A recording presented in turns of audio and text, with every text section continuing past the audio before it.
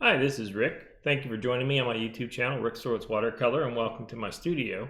In this short video, I'm going to uh, talk about mixing dark values with watercolor. This is one of the most frequent questions that I'm asked in my classes and from my YouTube videos and online courses. One of the challenges people seem to have is mixing darks. And I'm going to just do a short demonstration on how I approach mixing darts and what I think of that. So here I'll be in my studio, and I'm going to have my palette, and I'm going to enlarge that in a second. And then I've just got a simple small sheet of paper here that I'm going to be doing the demonstration on. So we're going to go with this view for the video. So what I have here is a 5.5 by 7.5 inch sheet of watercolor paper. It's a 140-pound cold press. It's typical watercolor paper. So it's a small sheet. Doesn't really matter what size you do this on. You can just do it on a scrap sheet of paper. So like I said, one of the things that people find challenging and that I often get asked is how to mix darks. And here's a value scale. So when we look at the value scale, we start with white, which is a 10, and then it goes down to 1, which is black. And myself, I don't use black paint on my palette because I like to try and keep my mixes livelier. There's nothing wrong with using it. I tend to mix mine with complements. But what I want to do is I'm going to start out using a small brush and mixing a dark value and putting it down in a small area on this sheet of paper. And I'm going to change colors, and then I'm going to work towards a bigger brush in a bigger area. And the goal is going to be to get a dark value. Now, a thing to keep in mind is your paint can only be as dark as what's coming out of your tube. So in order to have a dark value and mix a dark value, you have to have a dark paint.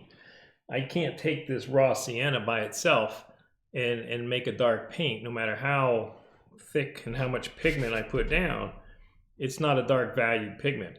So I need to have something with a dark value. And so I'm going to use this royal blue. This is a color that I use frequently to darken my mixtures with.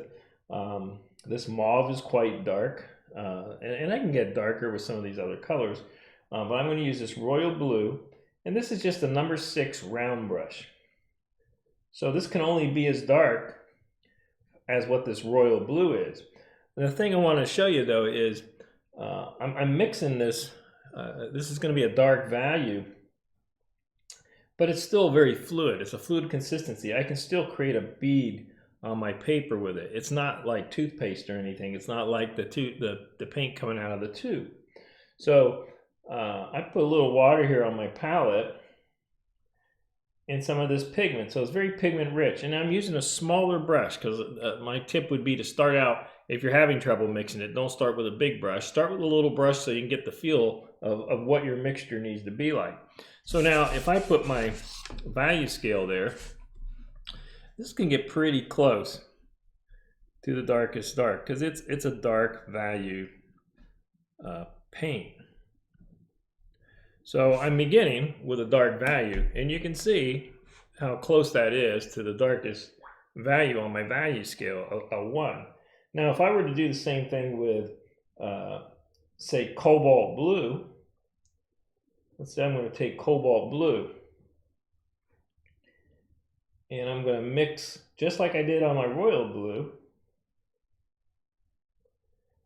I've got a heavy concentration of pigment in this, just like I have a heavy concentration of pigment in that mixture. But it's hard to see on the camera, but there's actually, I'm working at an angle. This paint is flowing down. There's actually a little bead building up it here because of gravity.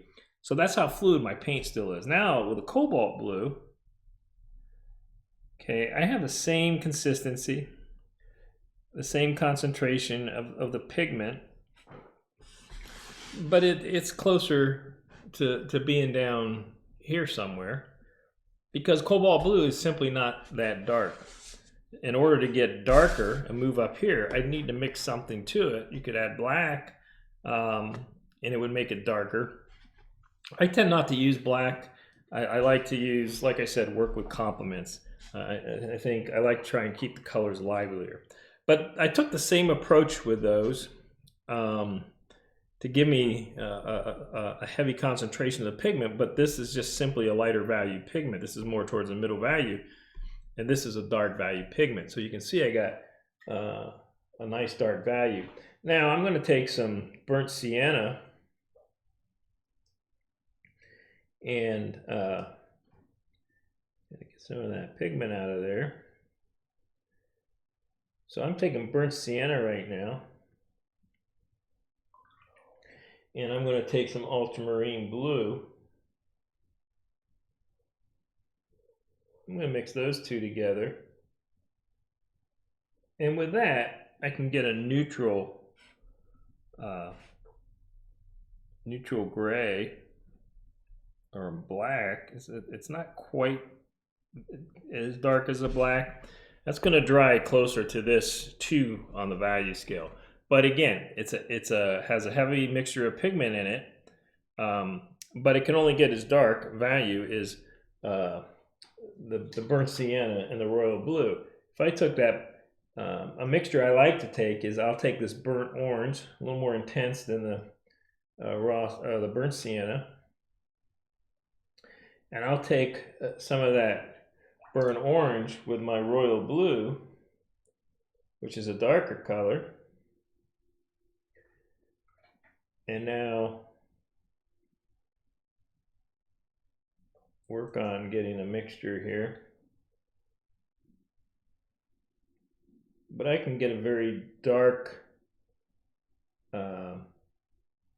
mixture that again is getting closer to a neutral, and this is a more of a black than what this is with the ultramarine blue, because my royal blue is darker in value, and you can see how close that is to this, and it's pretty much a black. And but you know, as I touch this to paper,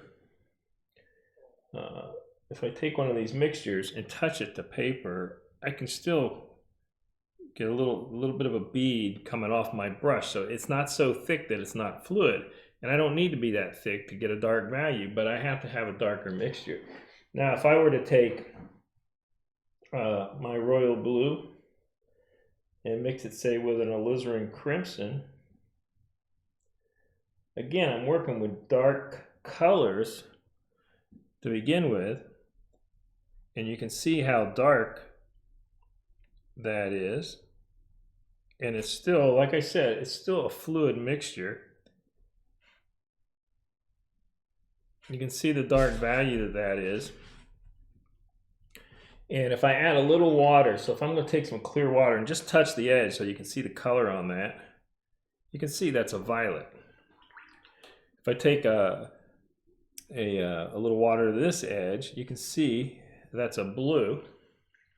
And if I take a little water and put it to this edge, you can see that's more of a gray tone, because I mixed the burnt orange with the royal blue, and it gave me more of a neutral. But you can see you can paint quite a range of value from light to dark with any of these paints, and you can get it, you know, very, very light. You can get it all the way, you know, down here to a 9 and gradate to the white of the paper. But you can only go as dark as the mixture that you're making. But again, it doesn't have to be thick paint. You should still be able to put a nice dark wash down without seeing all kinds of little brush strokes or anything, because it should still be able to remain fluid. So that's working with a small brush. Now let's do the same with a larger brush, because I think when people start using larger brushes, they get even more water and get their mixture even more diluted.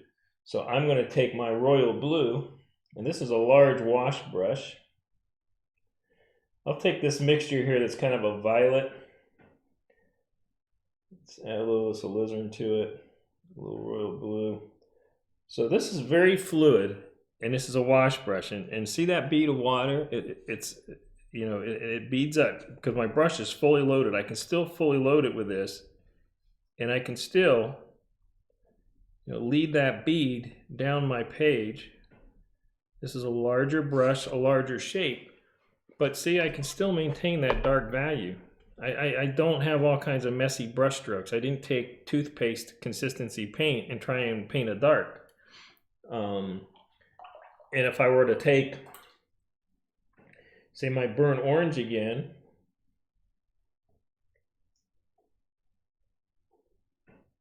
and take some of this royal blue, a little more pigment in that,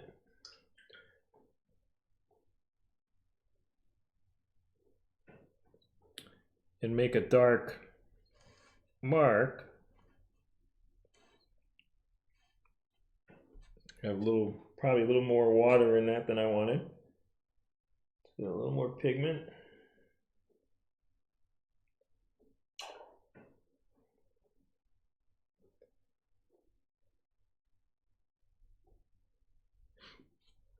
With this.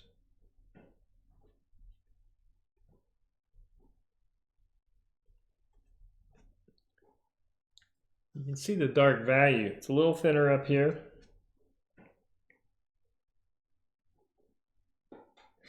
We take this mixture here.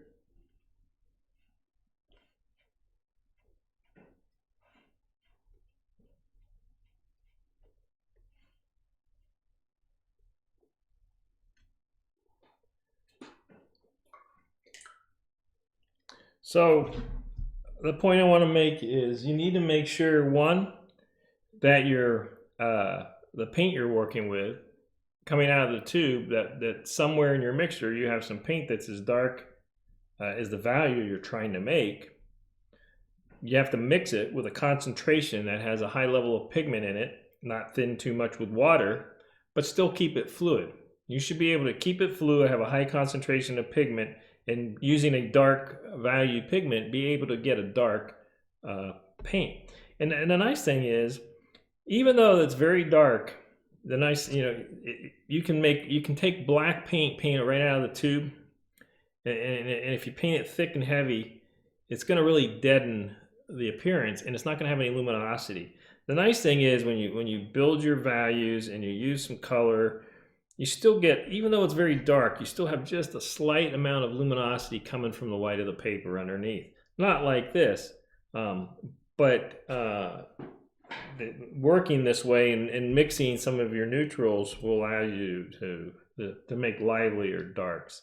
But you should be able to mix a dark enough pigment, keeping it fluid, as long as you're working with some darker pigmented paints, and get a nice dark on your watercolor paper. So I hope you find that tip helpful, and don't be afraid to experiment with different colors, and ask yourself, do I really have some dark pigment paints on my palette, or am I just working with middle value paints, so my hopes of getting any darker are really limited?